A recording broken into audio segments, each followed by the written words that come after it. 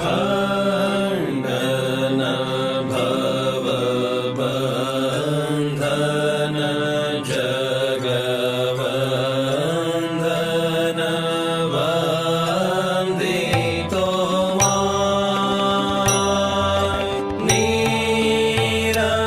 ನಿರಂಜನ ನರ ರೂಪ ನರ ನಿರಂಜನ ನರ ರೂಪ ಧರ ನಿರ್ಗುಣ ಗುಣಮಯ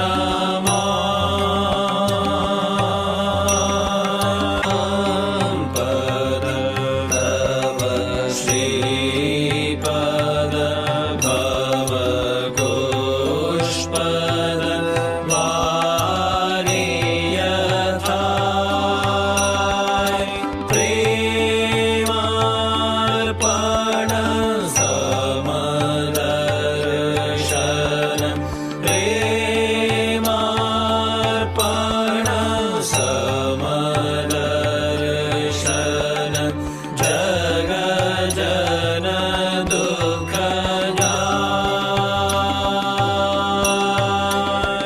ಸಂಬದ ತವ ಶ್ರೀಪದ ಭವ ಪುಷ್ಪದ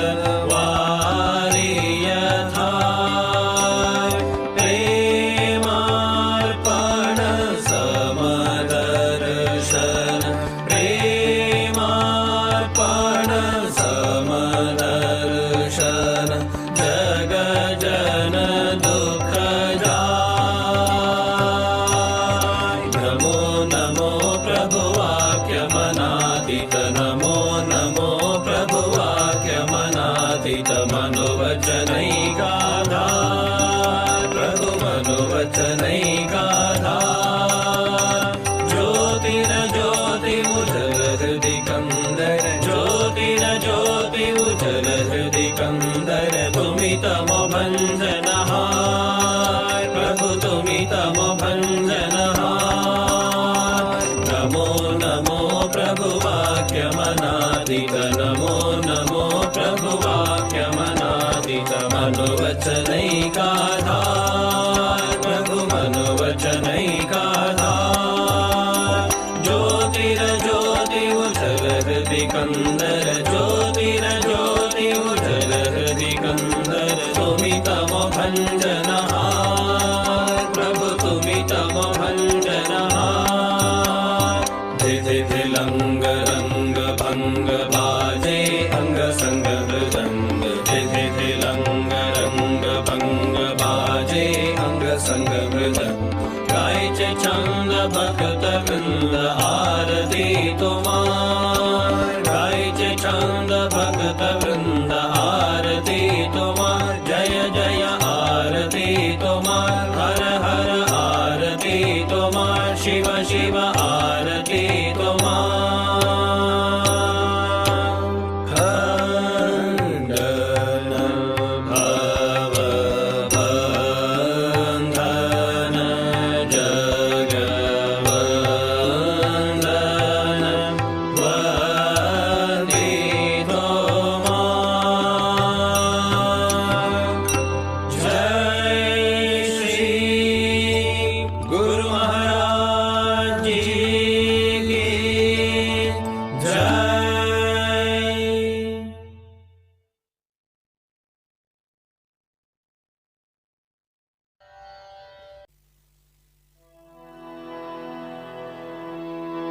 राम कृष्ण तपो सूर्य किरण बिंब चंद्रिके ओ ताई अंबिके राम कृष्ण तपो सूर्य किरण बिंब चंद्रिके ओ ताई अंबिके गिरिय दरिय नेलव जलव तಬ್ಬಿ ನಿಂತ ಕರುಣೆ ಗಿರಿಯ ದರಿಯ ನೆಲವ ಜಲವ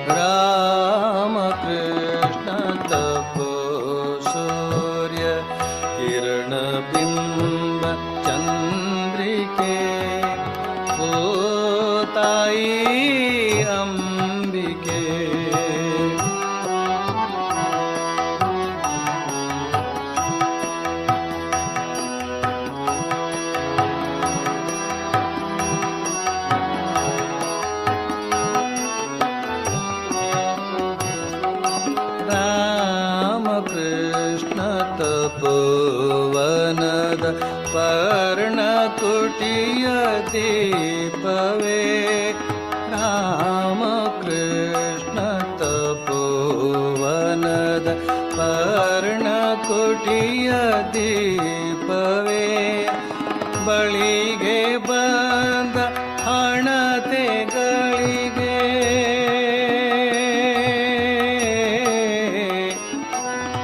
ಬಳಿಗೆ ಬಂದ ಹಣತೆಗಳಿಗೆ ಬಳಿಗೆ ಬಂದ ಹಣತೆಗಳಿಗೆ ಬೆಳಕ ನಿತ್ತ ಕಿರಣವೇ ಮೌನ ಪ್ರಭಾವಲಯವೇ ರಾಮಕೃಷ್ಣ ತಪೋ ಸೂರ್ಯ ಕಿರಣ ಬಿಂಬ ಚಂದ್ರಿಕೆ ಓ ತಾಯಿ ಅಂಬಿಕೆ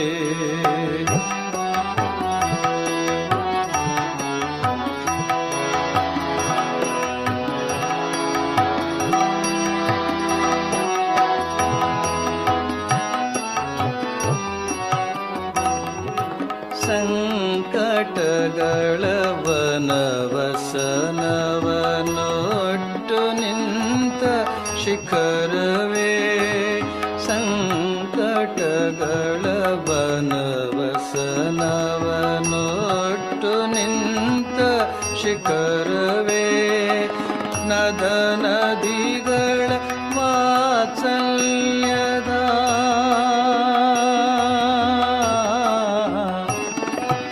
ನದ ನದಿಗಳ ವಾತ್ಸಲ್ಯದ ನದ ನದಿಗಳ ವಾತ್ಸಲ್ಯದ ಹಾಲೋಡಿದ ತೀರ್ಥವೇ ದಿವ್ಯ ಕೃಪಾರೂಪವೇ ರಾಮಕೃಷ್ಣ ತಪೋ ಸೂರ್ಯ ಕಿರಣ ಬಿಂಬ ಚಂದ್ರಿಕೆ ಓ ತಾಯಿ ಅಂಬಿಕೆ ರಾಮಕೃಷ್ಣ ತಪೋ ಸೂರ್ಯ ಕಿರಣ ಬಿಂಬ ಚಂದ್ರಿಕೆ ಓ ತಾಯಿ ಅಂಬಿಕೆ.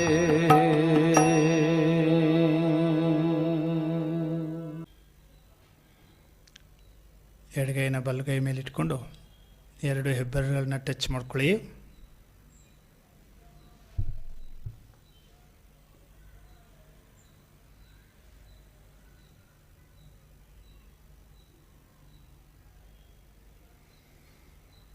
ಎಲ್ಲರೂ ಆ ಒಂದು ಮನಸ್ಸನ್ನು ಕಣ್ಣುಗಳ ಮುಂದೆ ತಂದ್ಕೊಳ್ಳಿ. ಅಲ್ಲೇ ಒಂದು ಕೇಂದ್ರೀಕೃತವಾಗಲಿ. ನಿಮ್ಮ ಮನಸ್ಸು ಆ ಕಣ್ಮುಂದೆನೇ ಇರಲಿ.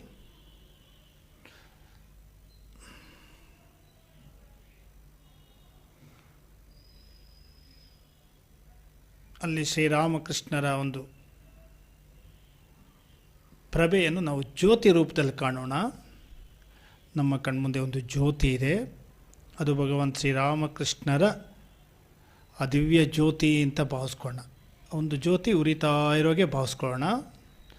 ಆ ಜ್ಯೋತಿ ಒಳಗೆ ಶ್ರೀರಾಮಕೃಷ್ಣರ ದಿವ್ಯ ಮೂರ್ತಿಯನ್ನು ಕಾಣ್ತಾ ಇರಬೇಕು.